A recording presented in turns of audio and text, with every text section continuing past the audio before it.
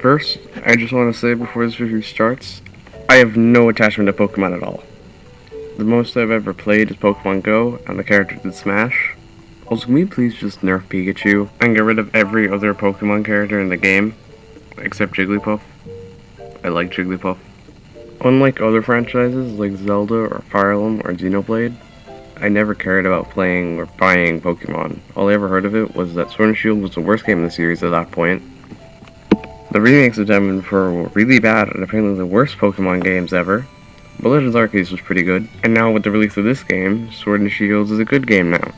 Also, I'm just gonna say spoilers for this game. It's kind of obvious, but I don't know, just spoiler warning. So after some pressure from my friends, I actually bought one. It then arrived on December 1st. I turned off my internet and put the game card in. Now this is a review of the 1.0.0 version. If a patch comes out that fixes things in the game, I'm not reviewing that. I'm reviewing the game I bought for €50 at launch. I got a discount. I just want to say, if you have a different opinion on this game, this is not a personal assault on you. But can you also please tell me, how do you like this game? Let's start with the good first. So anyway, the good crap. The music was surprisingly good. I really liked the theme, Starrun theme. Try saying that 10 times fast. Most of the music from Pokemon I've heard was from Smash, and other than Cynthia's theme, I thought it was crap. But no, most of the battle themes are good, same with the overworld themes. But I wasn't really much a fan of the Titan or Gym Leader theme. Oh yeah, this is meant to be about good things. Filling out the Pokédex was fun, except when you need an online subscription to 100% it. Oh crap, this is meant to be about good things. Weed Cat exists. Actually, yeah, the designs are mostly pretty good. I mean, Lechonk is peak design. How can you beat such round and chunky features? I like the open world when it runs properly. It's really just a worse version of Breath of the Wild's world, but hey, perfection can't be beat, so imitation is the most sincere form of flattery, I guess. There was a lot of options for eye color, that was pretty cool. Okay, now into the bad crap, and there's a lot of it. First I will get the big thing out of the way. This game runs like ass. So many frame drops, lighting glitches, animation glitches. My game froze 4 times and crashed at one point. Twice. How do you even release a game like this? It's like Games Freak realized they own the largest media franchise in the world, and people who are nostalgic for the previous games are just gonna buy it. Or children who don't know about reviews are just gonna ask for this game for Christmas. And the glitches are so frequent. There was a lighting glitch in the opening cutscene, for God's sake. Speaking of cutscenes, why does this game not have voice acting? Almost all modern games have voice acting. Even games from the late 90s had voice acting. Was it bad? Most of the time. Was it compressed? Yeah. But it had it. I'm not saying you need to voice every NPC dialogue like Fire Emblem Three Houses, but just grunts like Zelda when talking to an NPC, or have voice acting in the story cutscenes like Xenoblade. Both of these have options, and they add a voice to the character, otherwise it's just text. Also, why? I mean, why does the game ask you yes or no for a question that doesn't do anything? Most of the time it just says, I won't stop till you say yes. Why do they do this? I get the idea, it's like, wow, I impacted the story. But you just say no and you find out that impacting the story was all bullcrap. Might as well talk about the story, and it's not that good. So because this game is an open world game, they decided to make 3 stories, not like 3 houses, but more like there are 3 main quests that are interchangeable, and then they come together in the end. I'm not gonna hate on the get all the badges, become the best champion, because that's the Pokemon thing, but I will criticize the way you get to fight the gym leaders, because that's where I think they screwed up. So to fight every single gym leader, you need to find them on the map, and then travel there. Seems easy enough. After finding a town where the gym is, you need to go into a challenge before fighting the champion, because reasons. Not just any challenge. No, that would be too simple. It's a minigame challenge that is usually better in the actual game, but I feel like they're just added to extend gameplay length and are really unnecessary. Then we go straight into a Pokemon battle, and I will get back to the actual part of the battle system later, but right now I'm going to say my biggest issue is the music in the game. And I'm not going to say the music is bad in this game, because like I said, it's really good.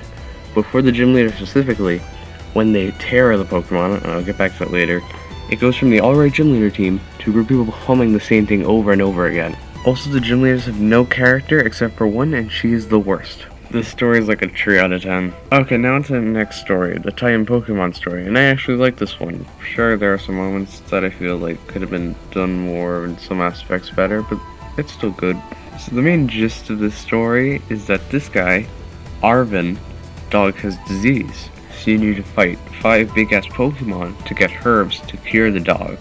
And yeah, Arvin's character arc is actually good. It's nice to see his reaction to his dog being nice again, even if there are a few flaws, which... If there were a few flaws, the way you get to the story is kind of crap, and how relatively easy the boss fights are. And that's the only flaw I have with this one, other than the flaws that the rest of the game shares. Also, the reward is pretty shit. Yeah, I don't really like the upgrades given to the rideable Pokemon. Like, being able to climb walls, boost, and get a better jump. Okay, good so far. The ability to go in water. Okay, should have been there from the start, but alright. The ability to glide. Okay, this one is the worst one. For some reason they made the arc of the glider like this. So it's basically useless in most scenarios other than having to go over a very small gap. Now this is a 5 out of 10 story. Okay, then there's the last story, and this one just makes no sense. So you need to take down the Mafia, but no, it's just bullies from school, but they're really the people being bullied the entire time, and they have like military camps and truck Pokemon. And you and the guy who owns the school helps you, and they have the best music in the game, and also you need to find out who Big Boss is. Must explain why this is confusing as Metal Gear's plot. And then it turns out the person who gave you the mission is Big Boss, and the guy who owns the school turns out to be Big Boss, but it turns out he was lying, and this random lady who's been giving you items is actually Big Boss. Considering how I have no idea what's going on, yeah, this is definitely a 1 out of 10 story, but the music's really good. Then, if you do tree stories, you unlock the real ending, where you have to find the professor, who is really Arvin's dad, in the center of the map. You soon grab Penny and Pneumonia, the main characters from the previous stories. And this brings me to the first issue of the stories. All the characters act like they've known each other the entire time, but they don't interact at all. I think Arvin and Pneumonia had one conversation at the beginning of the game, and that's it. Anyway, you go all the way down, and the professor is dead. So you need to find an AF version of him, because you need to shut down the time machine. Also, there's a time machine now, and the game ends. Probably a 2 out of 10 story. I mean, the music and like the setting of the final battle feels like it's trying to imitate both Final Fantasy VII and Xenoblade at the same time, which I'm not opposed to. I really like those two games, but like, I don't really think they mix well together. You may have noticed that none of these stories went above a 5 out of 10. This is because the game has two major issues when it comes to its story. First, the lack of voice acting, but I've already said that, but to cut it short, a lot of cutscenes would have been a lot more impactful if they had voice acting. And apparently there's an entire section of the game where a bunch of characters interact, but I missed it because it's all just text at the bottom of the screen. I don't know what this area is exactly, but I missed a lot of it apparently. Mid-editing, random Zelda fan here to tell you that while in the editing reviewing some of the footage, it's the final section of the game. It has text at the bottom that I didn't read because I was focusing on the actual game. So some of my criticisms of the final area are a bit invalid, but I'm not bothered to rewrite the script and record new lines because I need to get this video out by like next week. And the other issue is my least favorite cliche in all of video games, the self-insert main character. I just think it limits the story. Just look at Link and Cloud. Yeah, you can change the name, but they are that character. They are a character rather than being a blank slate that you can customize with their accessories and stuff. I just never like this because I don't really think it gives the character a personality, other than the generic thing is like, they're adventurous, they're brave. They can't really have character flaws. Also, all the stories lead to a boss fight, which I'll use as some sort of segue into the battle system, because my last one didn't work. Okay, I know it's hard to make a battle system to seem unique, but this just sucks. First off, I just want to say I have nothing against only having 4 moves, because you only need 1. There is no strategy here. All you need to do is your strongest attack and make sure it's not effective, and repeat, and use a potion if you're weak. I know there are type advantages, but all that means is, oh, there is a fire gym. I need to get a water type Pokemon, and there. This is unironically how I beat the Fire Star base, by the way. I just got Gyarados, and I just found one move, and I won.